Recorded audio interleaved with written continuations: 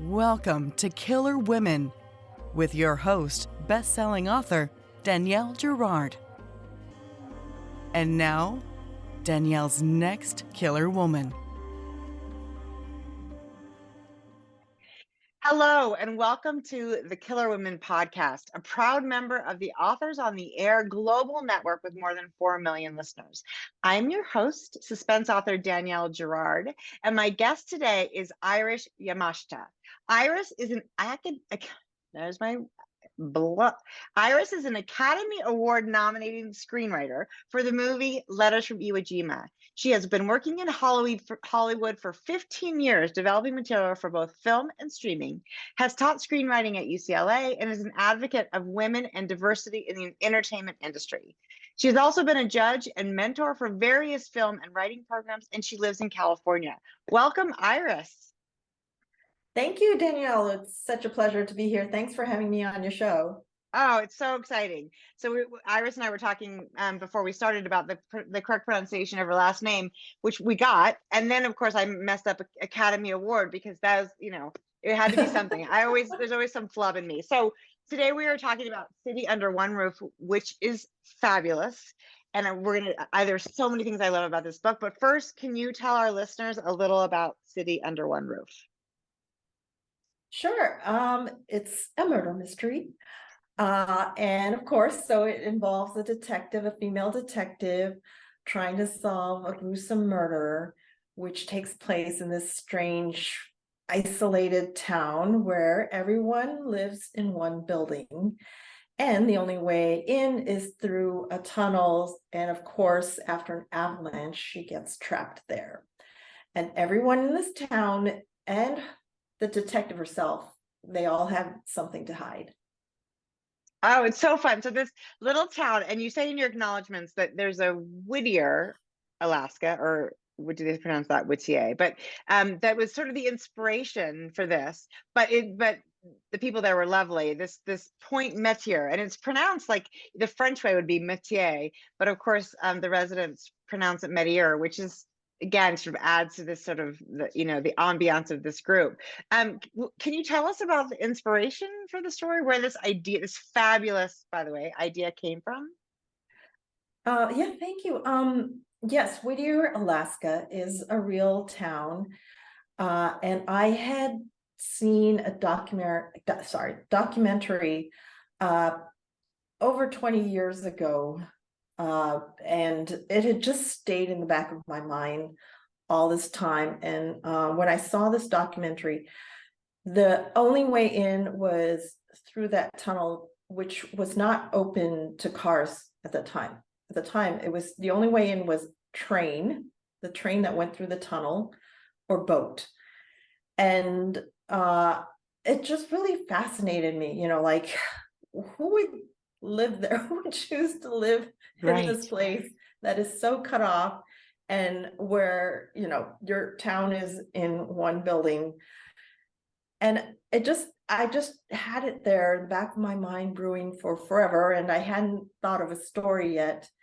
And I was actually trying to come up with an idea for a pilot for a series, because I came from the film world, but I wanted to get into the streaming world because that's where it's all at now, and I needed to have some kind of sample. So I just thought, that's when I was thinking maybe a mystery, that would be really cool, because you could make a cool limited series. I had seen some mysteries that I really loved, and so I just thought, oh yeah, and then that cool city, oh yeah, and it just kind of started to come together when I combined the idea of mystery and this strange city that I remembered. Yeah, and this city that you created, I sort of want to talk about it a minute, because it's so atmospheric, it's so cinematic. I imagine, of course, it's in the right hands to be made into a series, because I think it would be amazing. And you basically, the tunnel, to clarify for people who haven't read it, and you have to read it because it's so fun. The tunnel leads to the town. So if if the tunnel's cut off, you can't get into town. But once you're in the town, there's like a big, like an apartment building, and that is sort of on, there's a guy who sells meat and some, food supplies. There's a restaurant, there's a bar with some, there's very few sort of, options. There's actually like there's a inn, there's a motel in the, basically it's just some rooms that are furnished. And then there's this, it was originally an old army base, right? And that's sort of the idea, is originally there was, it was this whole, army world. And the reason they built it all sort of, enclosed was that nobody could fly over and figure out what they were doing, which was so clever. But then of course the army left, because there was it an earthquake? Yeah, an earthquake. And so the army left, so they're just left with this building. It's 205 people in the whole town living in one building. Anyway, I really found it so, and I'm not doing it justice, but I just feel like you have to, this crazy idea of all these people, and there's quite a diversity of characters in the book, Anyway, I thought that was so fun, and it is, in my mind, made a very perfect, for my mind, picture of it. And so when we were going from, one person's apartment to another and whatnot, it was really vivid for me, which is so fun. And,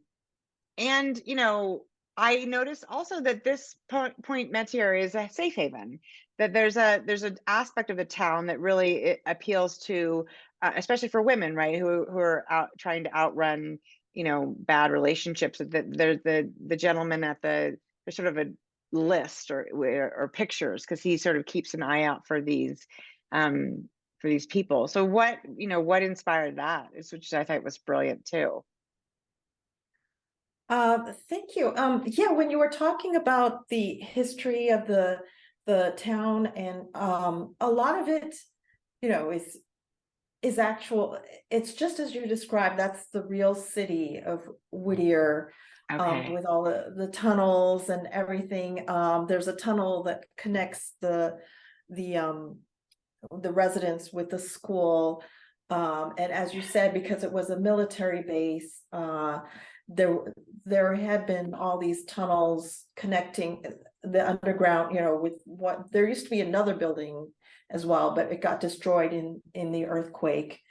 And so there's so much about it that I didn't have to make up. It was already so fascinating in itself, the city, Right. and just trying to make use of what was already there in its history, and trying to, it was just, it's such a cool place in reality. And of course, by making it fictional, you could make it even more, add even more nuances to it. So yeah, it was fun to write. It was fun to research. It was fun to actually be there, because I did visit the real city. And I created Point Metier, as they would call it, the locals would call it, because I didn't want anyone who lived there to think I was writing about them, because it's such a small town, right? And the characters are, of course, completely fictional. Right. And then it also allowed me, by making it a fake place, to change a little bit of the geography, so that the mystery could actually work. Right.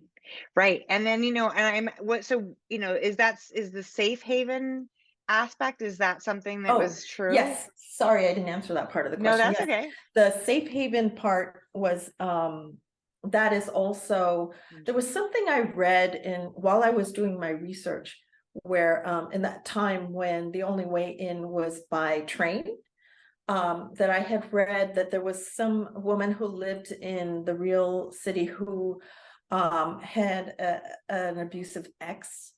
And so the train conductor was on the lookout for her ex and wouldn't let him board the train. And so that idea of this, like, this could be a safe haven, was kind of exciting too. And then as I did more research about Alaska itself, I found out that more than half the women who lived there had encountered some kind of sexual or domestic violence against them, and how dangerous Alaska really is for women. Yes. And I think a lot of it has to do with there are quite a few remote towns where there's not much policing force, and so that is probably the root of some of these these problems that they have with domestic violence. Yeah, and it's proportionally a lot more men than women in Alaska. I think there's I don't remember what it is, but most of the world, or most of America, is a little bit more women than men. But I think in Alaska it's reversed, and it's 60% men or something. There's a sort of did I have that wrong? I actually I don't know the actual statistics on the ratio of men to women. But I think you had also mentioned something about diversity of the characters, which that is kind of interesting too, because when I visited the real town, finding out how diverse it really is. There are people from all over, from Samoa, there are, Pacific Islanders, there are natives, and so it was kind of interesting to see how how diverse it actually is. So that was another cool aspect of the town that I thought. Yeah, it is. And I love, one of the main characters is this teenage girl, Amy Chan, who I so appreciate. She's right in that stage where, her mother is so annoying and everything her mother asks is, so great. And it, it's not a spoiler to say that, the book opens when she finds a hand on a beach, and that's a hand and a foot. Yeah, that's right, a hand and a foot. And so she ends up getting, involved in the right away, and then further involved. Did Amy sort of come to you as part of the package as you were, or I mean, how did you sort of come up with that character? Because she's a big piece of it, and she's so lovely. I think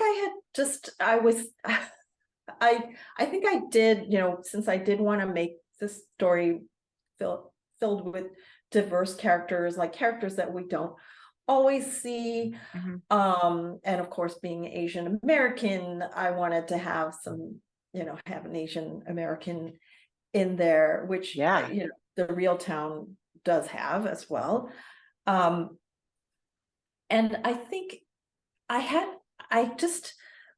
when I saw a video of going through this tunnel, which is one way, it changes directions every half hour. So you can go in one way and then back the other way. So it's this narrow tunnel, and it's 2.5 miles long. So it seems like it's a long tunnel.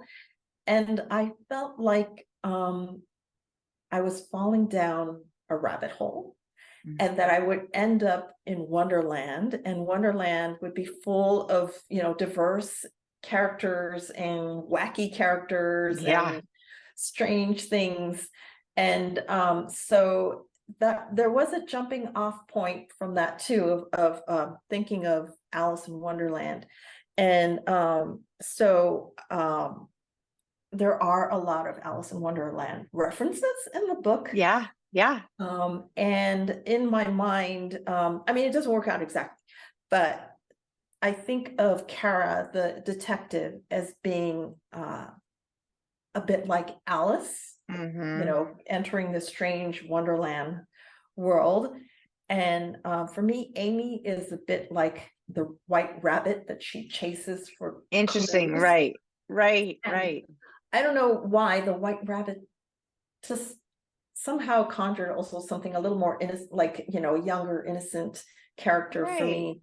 Right. And then with the third character is Lonnie, who has a mental disability, and she wears a different colored beret every day, is sort of the Mad Hatter character.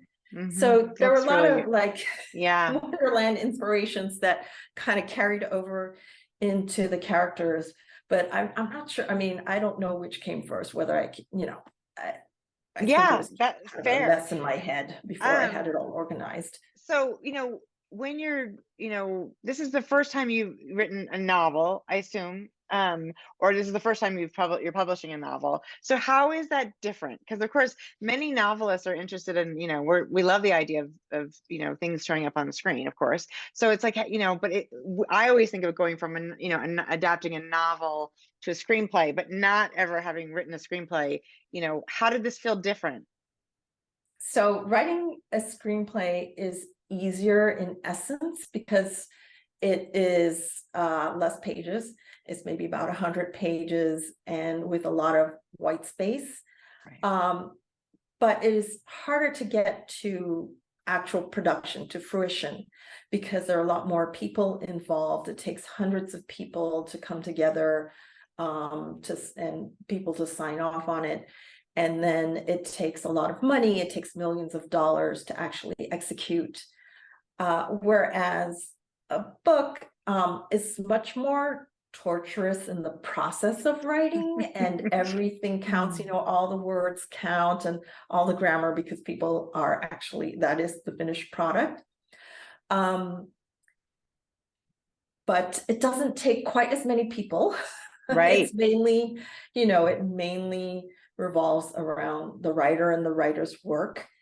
Yeah. And it doesn't take quite as much money either to Right. get the finished product. So No. I would say, those are the major differences. And of course, writing a script, it's for a much more visual media, whereas writing for a book, there's a lot of internal, your feelings and what are their emotions and things like that. So, yeah.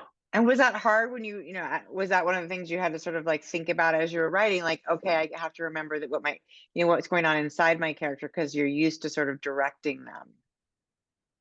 Yes. It does take a different mindset. But interestingly, even though film is a very visual media, when I was writing screenplays, I didn't do much visual description because you don't want to get too detailed in the description of the characters, because you don't know who's going to be cast in it. So you're not going to say, oh, they have a mole in there, Right. you can't do that. And a lot of the shots are, they're something that the director wants to put their foot in. So you don't want to, you don't want to over direct.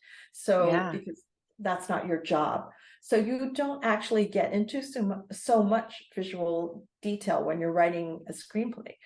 But in a book, you do have to do all the legwork. So you do have to describe everything. And what's funny is when I wrote the book and I turned in a draft, I had not described my main character at all.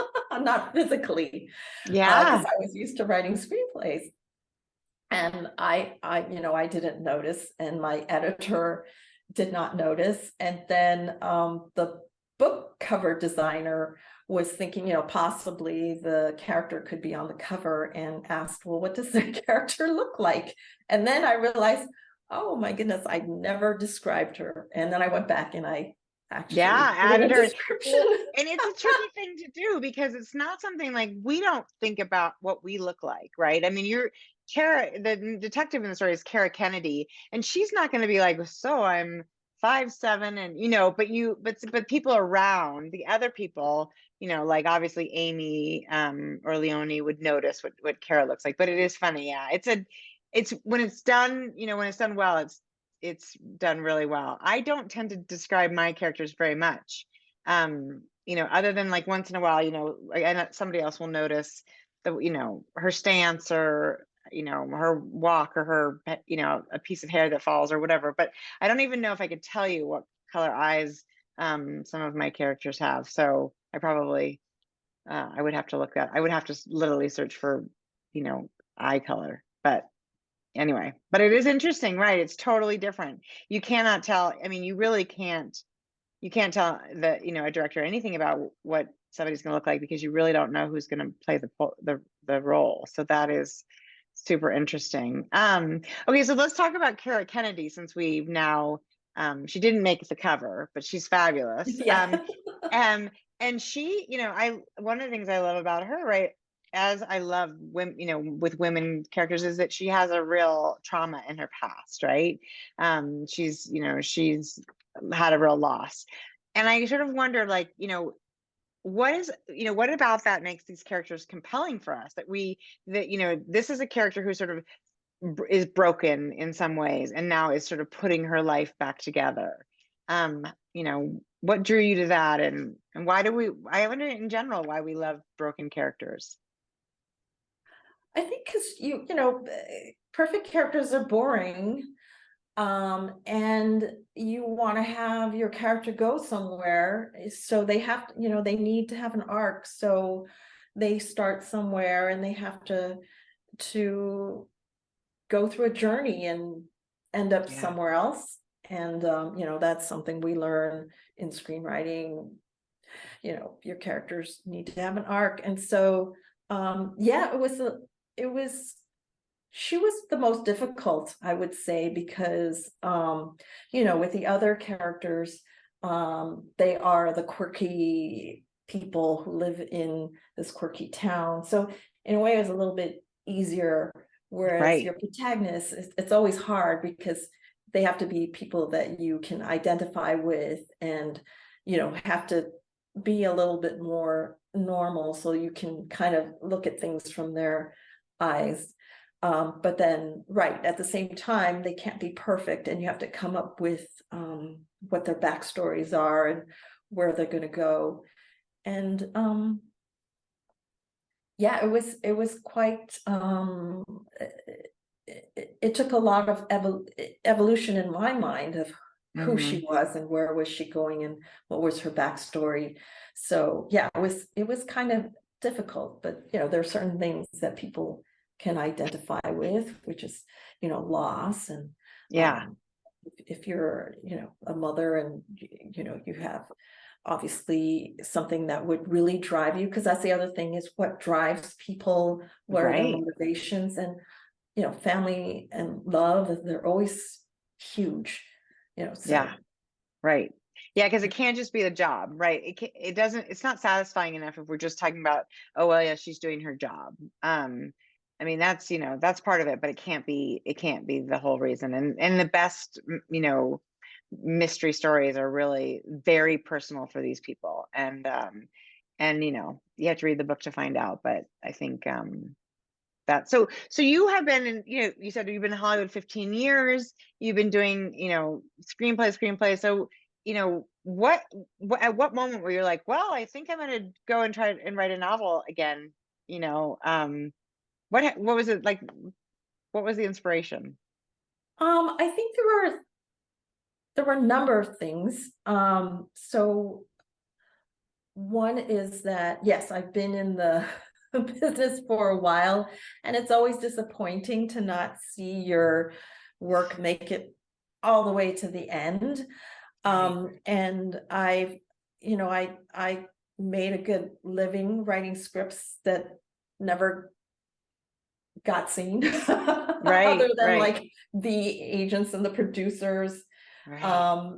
It's always disappointing. And I wanted to see my work. I just wanted to be able to show somebody, oh, Casey, I wasn't just this is mine. Or lazing around. Here's the fruition of my work. So it's more than just pay, because I was getting paid to write various scripts. And so that was a huge motivation, was just getting tired of the directors jump on board, actors have jumped on board, producers have jumped on board, but that last wall, which is the buyers, the streamers, the studios, it was that last wall that I had such a big hurdle jumping over. So that was a big motivation. And then the other motivation is, as I mentioned, I was thinking of this originally for television or streaming. And I did have, everybody telling me, oh, I love this pilot. This pilot is so fantastic. Let's try and take it out. Let's try to sell it. And so, I did have a great director attached, and I had an actress attached and producers attached. And we went out and took it on the road and, did the whole dog and pony show everywhere. It sounds And, exhausting. Yeah. But there was no IP behind it. There's, I don't think I had a big enough actress attached. And so yeah, I don't know what an IP is. Oh, sorry. IP is intellectual property, which is, a book or. I see. Okay. All right. Thank you. I'm like, you're talking the language. That makes sense. Okay. Yeah. Right. So, they don't like to take chances. They want something that already exists in some form or other, right, so that they have more of a built-in fan base. And but I had done all the work. I felt like I had the pilot written, that everybody kind of said they all loved it. Everybody loved it. And then I had worked out a season to pitch to everyone. And then I had also ideas for a second season, because they said, what if they ask for a second season? What are you going to do? So, I had all of this already outlined, and I had all the characters, and I had really spent a lot of time developing these characters. So I thought, I think I have enough to write a novel. And that was, originally my first love was writing, trying to write a novel.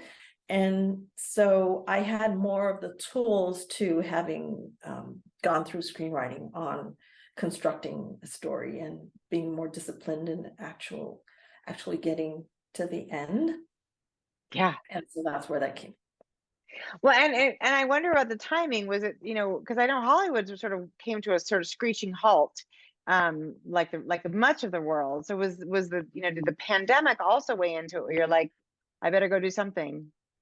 Oh yes, definitely. Yeah. Right. I actually started writing the novel before the pandemic hit. But then once the pandemic hit, yes, it gave me a lot more time to focus on that, because I didn't have to go out. I was trapped in my house. Right. Didn't have to go across town for meetings all the time, which I'm so grateful for. I mean, the one maybe bright side of the pandemic is it made everyone realize that, we could do a lot of meetings via Zoom. Yeah. Especially these, they call them in the business general meetings, where all you do is you meet and, you say hi to a producer or somebody, and it doesn't lead to a job. And from the get-go, it's not going to lead to a job, an immediate job. But they call them meet and greets, and those, oh gosh, driving across town and then waiting in the lobby for an hour and then driving back, and for, I don't know. Yeah, so not having to do those work was so it great. sounds like it's a whole different, it feels like a different planet for people who aren't in it and haven't ever been in it. But it is really interesting. Also, I imagine, and maybe this isn't true, because when you talk about your scripts, it sounds like you're doing them on your own, but I always think of Hollywood writing, and here I'm probably going to display my ignorance. I always think of it as being more collaborative. But were you, was that true when you're doing a script? Is it more like working with a team? Well, when you work for film, it's, you pretty much write it on your own, but yeah, sure, a lot of people are going to have input.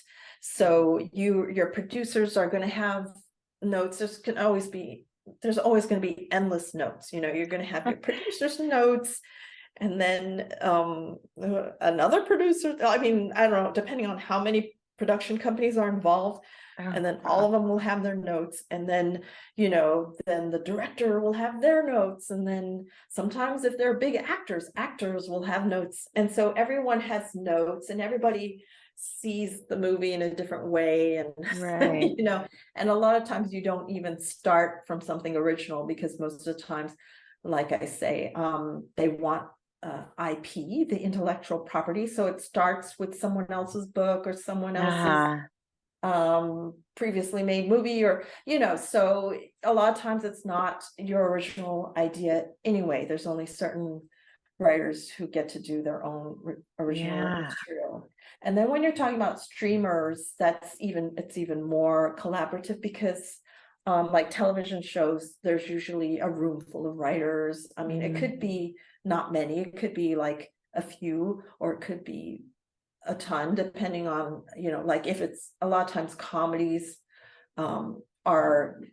there's a lot of writers, you know, like a room full of 20 or even more writers. If it's sometimes with comedies, dramas, there's probably fewer writers, but yeah, it's a lot more collaborative in that world.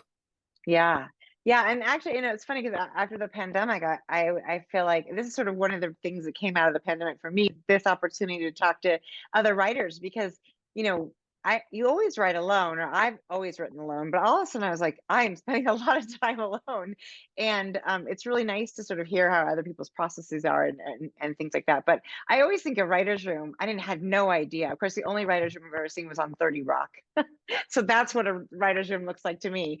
But it is interesting to imagine a writer's room with 20 people. That's a lot of people. But I guess because comedy's hard, right? It takes a lot to be really funny all the time. Yeah, No? I couldn't do it. I'm not a comedy writer, but I've heard comedy writers talk about the room, and sometimes, you know, they break them up. I mean, I think every show is different, Right. but one show where they broke them up into 3 separate rooms, and they worked on different things, but there were like 20 writers, and I've never been in that situation, but it sounded kind of vicious. Like you had to, you know, establish yourself, and like, oh, use my idea, you know, like everybody's trying to jockey for use my idea, and like that. Yeah, that's not the kind of collaboration I was hoping for. That does not sound fun at all. Yeah, I don't think I could do that. Yeah, so as you were writing this book, did you sort of find, like, were you sort of thinking, I'm gonna write this like I'd write a script, and I'm giving myself a deadline, I'm gonna write a certain number of words a day? How did you do it sort of differently than the way you've been doing your job? Or did you? So for the first book, I don't think I was as disciplined, because I didn't know. I mean, it was just doing it for myself, basically on the side, because I was still doing work for Hollywood. And I think, okay, when I first approached my agent, I had only done maybe like 5 or 6 chapters. And I just, you know, sent her the sample. And she said, oh, that's great, where's the rest of the book? And I said, I haven't finished it. And she said, oh dear, you know, you can't be approaching agents before you haven't even finished your manuscript, so come back to me when it's done. And so I thought, oh, okay. So I put it aside for a while, but then she really like kept prodding me, because she liked the premise, and she, you know, liked the few chapters that I had turned in, and she would check on me all the time. It's like, so how's it going? Have you finished? How's it going? Have you finished? And no, I haven't finished it. And then when the pandemic hit, she's like, these are crazy times, you know, let's see, what do you have so far? And maybe we can, you know, just kind of test the waters and send it to a publisher and see what she thinks. And so I sent her whatever I had.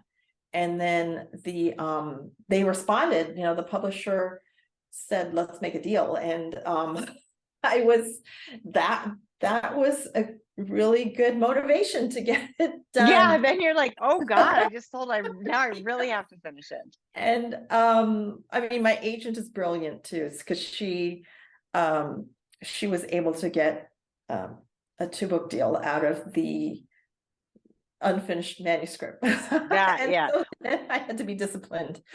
Yeah. Well, that's, I mean, yeah, and that is, I mean, that's rare, of course. You know how rare that is, but obviously your background with, in writing, I mean, you're not like you're not coming off of a, finance career or something and now saying, "Oh, now I'm gonna be a writer and here's 6 chapters."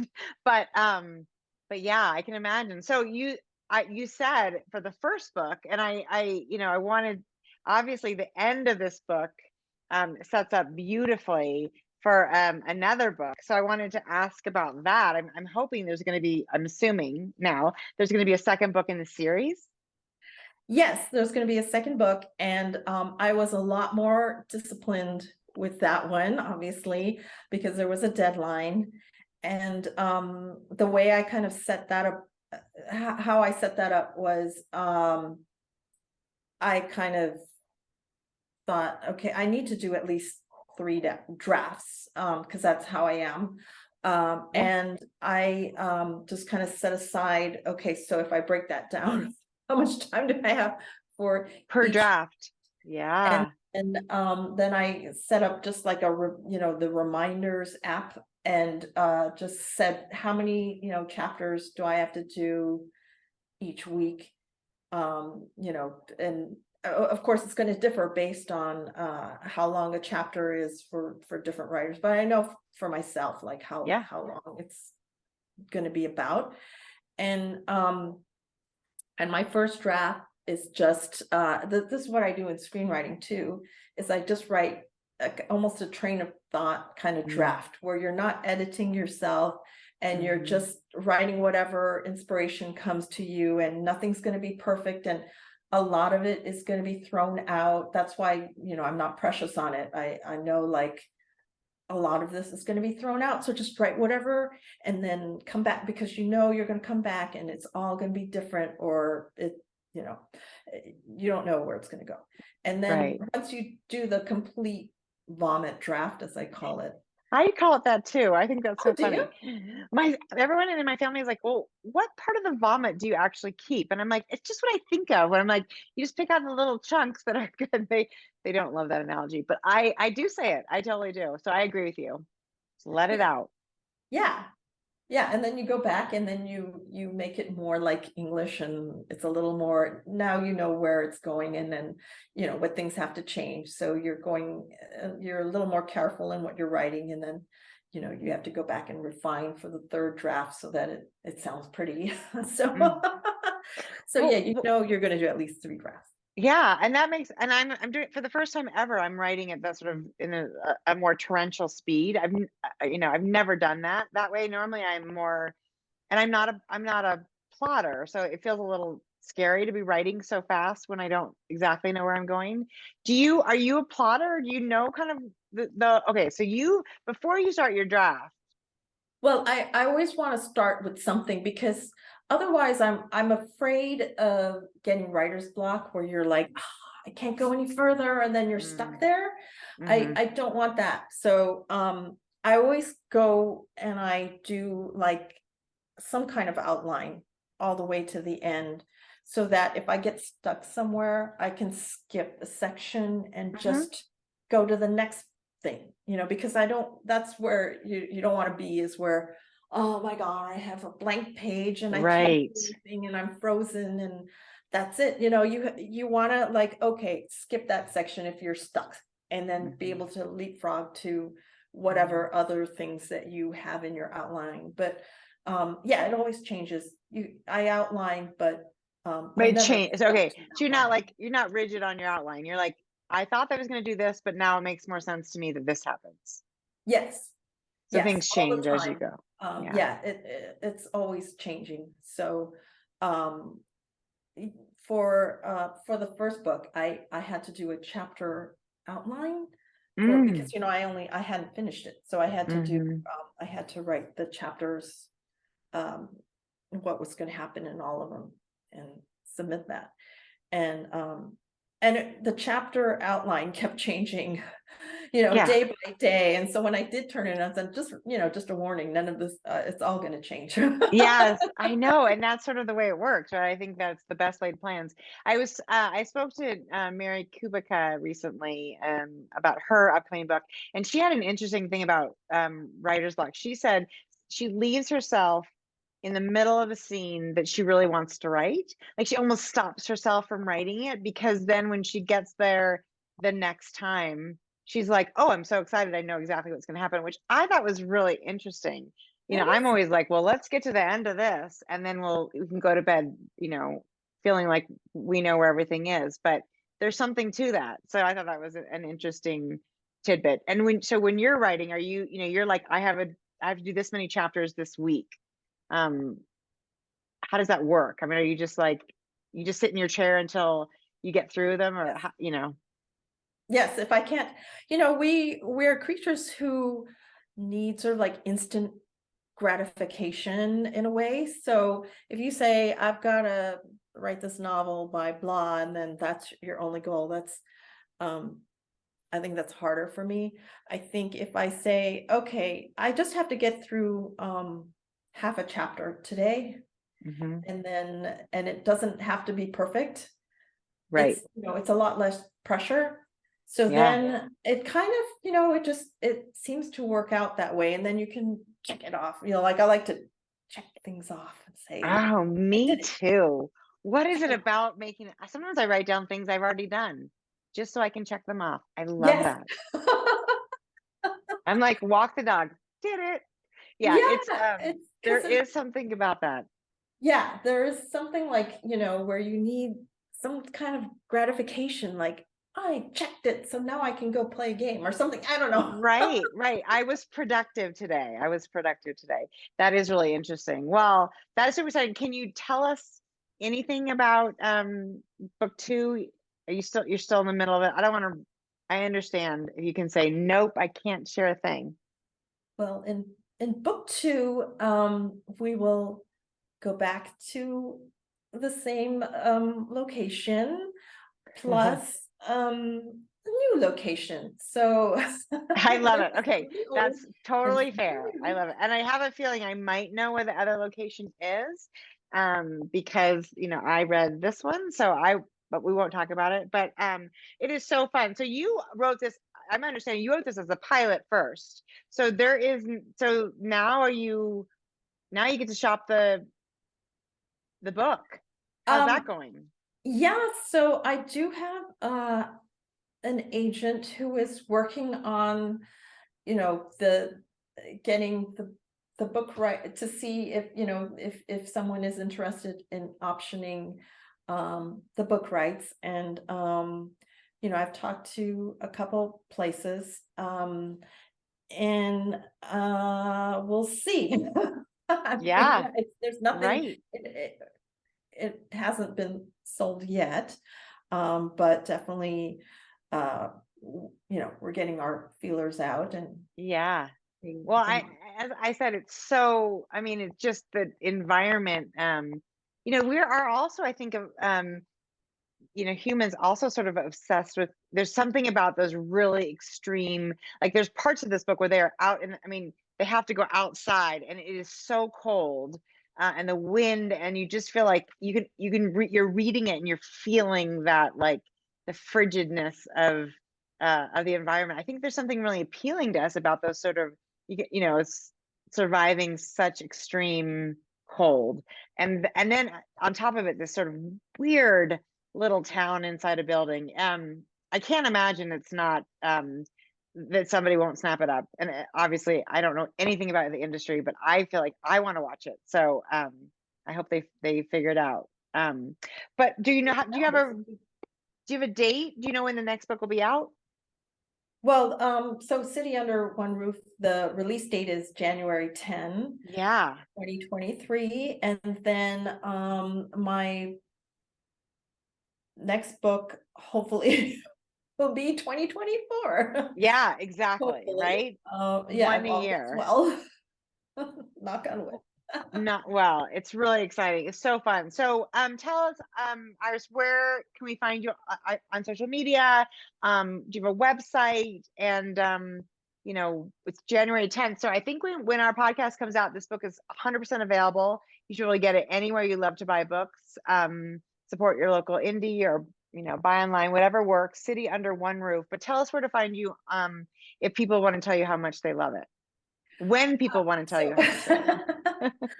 So it's my name, irisyamashita.com is my website. I have an Instagram page. I don't remember it right off the top of my head, but if you look up my name, you'll find me. And Facebook, I have Iris Yamashita author page.